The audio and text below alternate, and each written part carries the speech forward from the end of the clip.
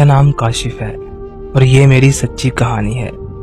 یہ کہانی شروع ہوئی تھی جب میں اپنا گاؤں چھوڑ کر شہر میں آیا تھا۔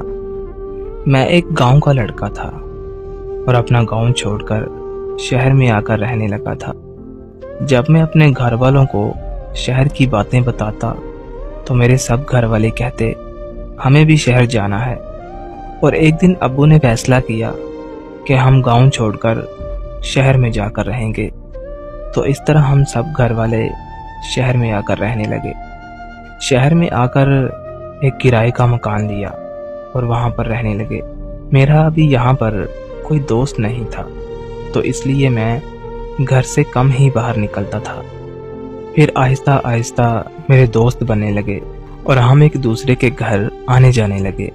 وہاں پر ایک گھر ایسا بھی تھا جن کے گھر محلے والے کم ہی جایا کرتے تھے۔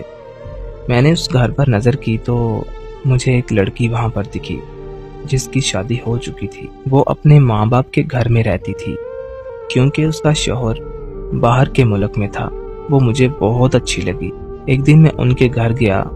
جب میں نے اس کی طرف دیکھا تو وہ میری طرف دیکھ کر مسکرانے لگی۔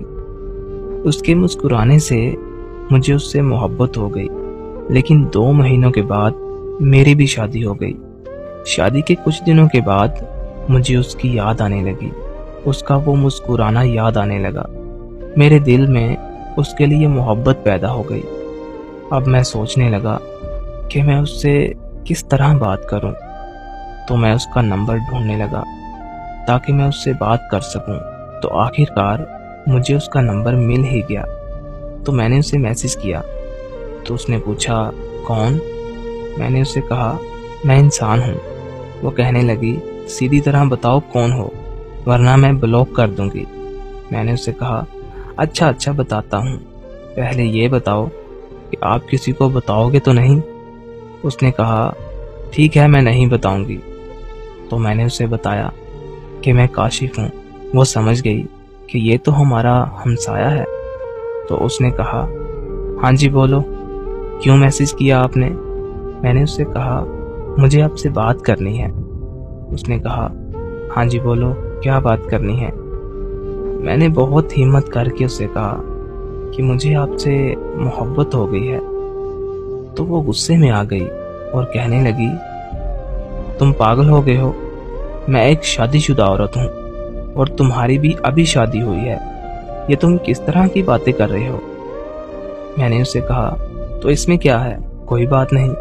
اس کے بعد اس نے مجھے کوئی جواب نہ دیا اور اپنے بھائی کو بتایا بھائی یہ جو نئے پڑوسی آئے ہیں نا، ان کا لڑکا ہے کاشف، وہ مجھے تنگ کرتا ہے اور اس نے میرے نمبر پر میسج بھی کیے ہیں، پر میں نے اس کو بلاک کر دیا۔